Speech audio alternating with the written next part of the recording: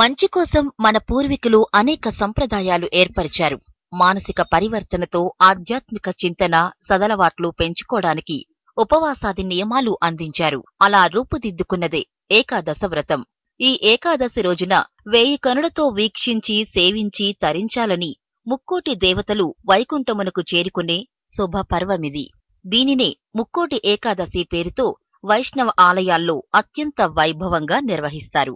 ప్రతి ఏటా ధనుర్మాసం శుక్లపక్ష పౌర్ణమికి ముందు వచ్చే ఏకాదశిని వైకుంఠ ఏకాదశి పండుగగా పరిగణిస్తారు. ముక్కోటి ఏకాదశి నాడు అన్ని వైష్ణవాలయాల్లో ఉత్తరం వైపు ఉండే వైకుంఠ ద్వారాన్ని తెరుస్తారు.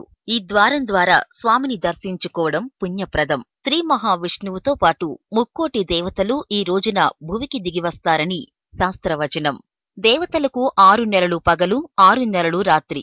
దక్షిణాయనం రాత్రికాలం. ఈ చీకటి తొలగి దేవతలు వెలుగులోకొస్తారు. అంటే వారికి పగలు ప్రారంభమైనట్టు. అందుకే ఆ రోజు ఉపవాసం పుణ్యప్రదం. బ్రహ్మ స్వేదబిందువు నుంచి రాక్షసుడు జన్మించాడని, బ్రహ్మ ఆజ్ఞతో ముక్కోటి ఏకాదశి నుంచి అన్నంలో నివసిస్తాడని పురాణ కథనం. అందుకే ఆ రోజున భోజనం మాని ఉపవాసం ఉండాలంటారు. మానవులకి ముక్తిని ప్రసాదించడానికి శ్రీ మహావిష్ణువే స్వయంగా ఏకాదశ వ్రతాన్ని ఉపదేశించినట్లు శాస్త్రవచనం. ఏడాదికి 24 ఏకాదశులొస్తాయి. సూర్యుడు ఉత్తరాయణానికి మారే ముందు వచ్చే ధనుర్మాస శుద్ధ ఏకాదశిని వైకుంఠ ఏకాదశి లేదా ముక్కోటి ఏకాదశి అంటారు. సూర్యుడు ధనస్సులో ప్రవేశించిన అనంతరం మకర సంక్రమణం వరకు జరిగే మార్గం మధ్య ముక్కోటి ఏకాదశి వస్తుంది. ఈ రోజున వైకుంఠ వాకిళ్లు తెరుచుకుని ఉంటాయని వైష్ణవ ఆలయాల్లో గల ఉత్తర ద్వారం వద్ద భక్తులు తెల్లవారుజామునే భగవద్దర్శనార్థం వేచి ఉంటారు. ఈ రోజు మహావిష్ణువు గరుడ వాహనరూఢుడై 3 కోట్ల దేవతలతో భూలోకానికి దిగివచ్చి భక్తులకు దర్శనమిస్తాడు కనుక దీనికి ముక్కోటి ఏకాదశి అనే పేరు వచ్చిందంటారు.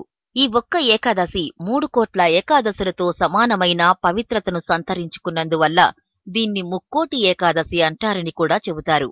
ముక్కోటి ఏకాదశి నాడే హాలాహలం, అమృతం రెండూ పుట్టాయి. ఈ రోజునే శివుడు హాలాహలం మింగాడు. కృతయుగంలో ముర అనే రాక్షసుడు దేవతల్ని, సత్పురుషుల్ని బాధించేవాడు. దేవతలు తమ గోడును విష్ణుమూర్తికి విన్నవించి రక్షించమని ప్రార్థించారు. విష్ణువు మురాసురుడిపై దండెత్తి మొదట రాక్షస సైన్యాన్ని సంహరించాడు. కాని మురాసురుడు మాత్రం తప్పించుకుని వెళ్లి సాగర గర్భంలో దాక్కున్నాడు. మురాసురుణ్ణి బయటికి రప్పించే ఉపాయాన్ని విష్ణువు ఆలోచించి ఒక గుహలోకి వెళ్లాడు. విష్ణువు నిద్రిస్తున్నాడని భ్రమించిన మురాసురుడు విష్ణువును వధించడానికి అదే అనువైన సమయమని కత్తిని ఎత్తాడు. అంతే, వెంటనే మహాలక్ష్మి దుర్గరూపంలో అక్కడ ప్రత్యక్షమై మురాసురుణ్ణి సంహరించింది. విష్ణువు లేచి ఆమెను మెచ్చుకుని ఆమెకు ఏకాదశి అనే బిరుదునిచ్చాడు. అప్పటినుంచి ఏకాదశి వ్రతం ప్రాచుర్యం పొందింది. వైకుంఠ ఏకాదశి రోజు ముర బియ్యంలో దాక్కుంటాడని, అందుకే బియ్యంతో చేసిన ఏ పదార్థం తినకుండా ఉండాలని అంటారు. ఈ రోజున ఉపవాసం ఉంటే మిగతా 23 ఏకాదశులు ఉపవాసం ఉన్నట్టే అని విష్ణు పురాణం చెబుతోంది. ఏకాదశి నాడు ఉపవాసం ఉండి ద్వాదశి నాడు అన్నదానం చేస్తారు. ఈ రోజున వైష్ణవ ఆలయాల్లో ప్రత్యేక పూజలు, హోమాలు, ప్రవచనాలు, ప్రసంగాలు ఉంటాయి. ఈ ముక్కోటి ఏకాదశి రోజున ముఖ్యమైనవి ఉపవాసం, జాగరణ.